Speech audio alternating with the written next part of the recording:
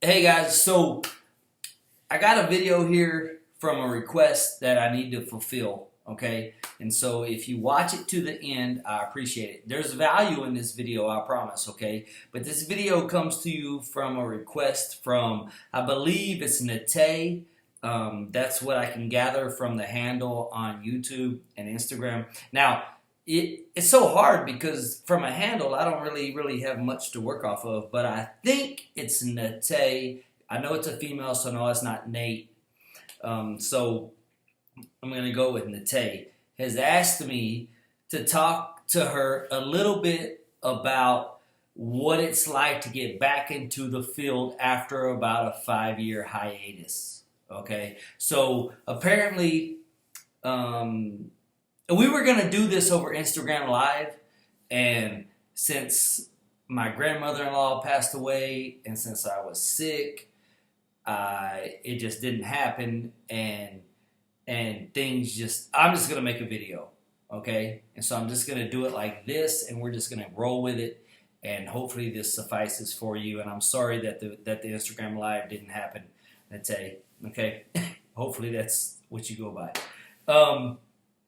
So how do I approach? I'm gonna take my TMC exam, and I'm gonna get back into the field after graduating in 2012 or maybe 13.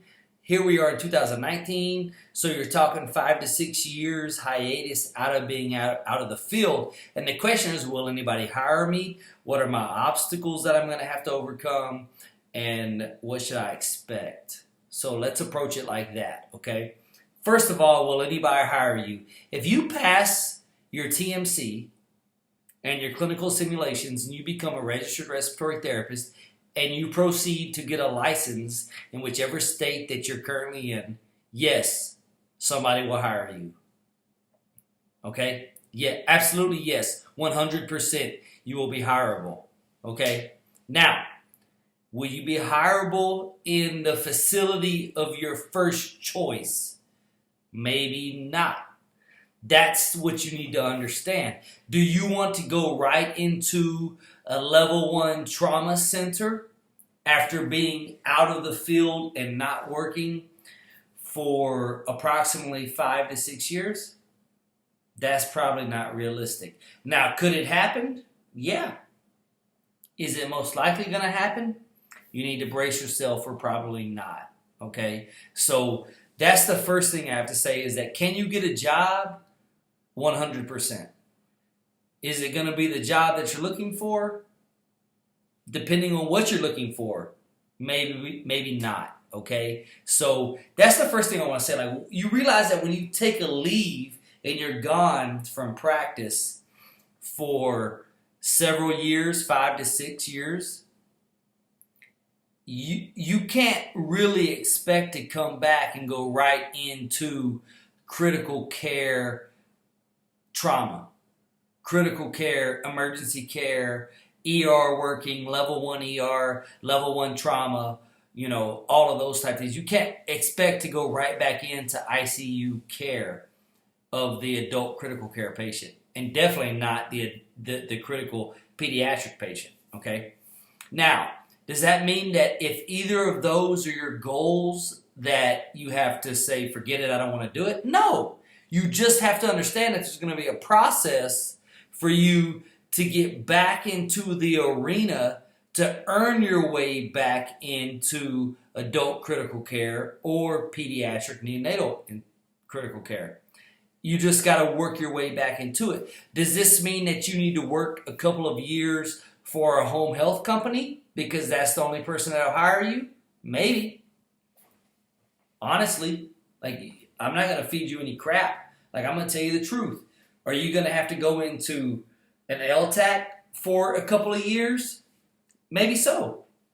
You're going to have to go into home care? Maybe so. The first thing you need to do is pass your TMC, and then pass your clinical simulations, and then get your state license, and then take any respiratory therapy job that you can get. Period. From there, you work your way back into the arena that you want to be in. Adult critical care, pediatric critical care, neonatal critical care. Maybe it's long-term care. Whatever it is, maybe you can roll right back into home health care and go, I love this, and this is where I want to be. And if so, then stay right there. But if not, then understand that you got to slowly work your way back in. Now, the obstacles that you're going to have to overcome are very simple. The knowledge base you can shore up through studying and passing your TMC and passing your ClinSims and having the knowledge base. But what you've missed out on over the past 5 to 6 years is the bedside experience. That's what you've missed out on. Walking into a room and recognizing something that for a 5 or 6 year respiratory therapy should be second nature is not going to be second nature to you. So you're going to have to be prepared to understand that you're basically, from a clinical standpoint, starting completely over. Focusing on assessment of my patient, my pre-assessment, giving my treatment, whatever the therapy is, giving the therapy, and then a post-assessment. And then moving on to the next patient. And getting back comfortable with recognizing what a patient with an increased work of breathing looks like. And when you're the one that's going to have to make the call on what needs to be done. Do they need a bronchodilator? Do they need BiPAP? Do they need Airvo? Do they need to be mechanically ventilated? Like, what exactly is it? Because those are the things that over the past 5 to 6 years you've missed out on. I don't care who you are. You step away from the bedside for 5 to 6 years, that's the knowledge can be there. But the bedside visual objective assessment of your patient is what is missing. And that's going to be the hardest thing for you to get back. So what I would recommend is seeking out employment in a place that allows you the workload to take your time with each patient. Because that's going to allow you to regain that confidence at the bedside. Regain that ability to recognize a patient that is going downhill versus a patient that is getting better. And that seems like common sense to probably most people watching this video, if you're still watching, because that's what you've been doing. But you have to put your mindset into the place of Nate here, who has been away for 5 to 6 years. So come back into the hospital setting. Look back at a patient. What do you recognize? Do you recognize nasal flaring? Do you recognize pursed lip breathing? Do you recognize tripod positioning? Do you recognize, paradoxical respirations? Do you recognize the things that point you to actions that you should take as a respiratory therapist? Specifically, a quality respiratory therapist, which is all I care to talk about. So I think that's going to be your biggest obstacle, is the bedside assessment side of things. Doesn't mean it can't be overcome, because it can be. The first step for you is getting your license back, which starts with passing your boards, then getting your license, and then getting your foot back in the door. Once you get your foot back in the door, you got to start building up these bedside skills that you've missed out on over the past 5 years. Okay? Now, are you hireable? Yes. What should you do in an interview? You should focus on what you told me in your message. You are coming back mentally prepared to be successful as a respiratory therapist. 5 years ago, you weren't there. But today, mentally, you are prepared to be a successful respiratory therapist. And employers will see that maturity in the process. So don't shy away from it.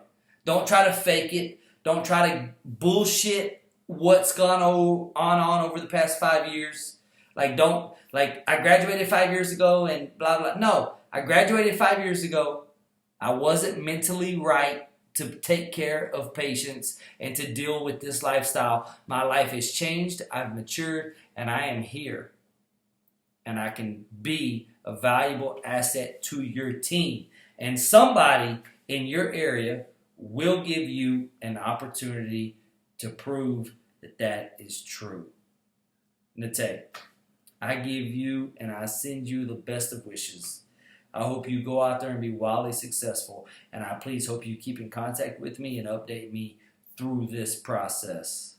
Because I would love to hear about your success story. Because not too many people leave a field and decide to come back 5 to 6 years later. It's very bold of you. It's very brave of you. And most importantly, it's just so damn proud of you to say, now I'm ready. So go get it. Keep us updated. Let us know what's going on. Because we want to know. Anybody who's still watching this video wants to know where you're working 1 year from now. Best of wishes. Good luck.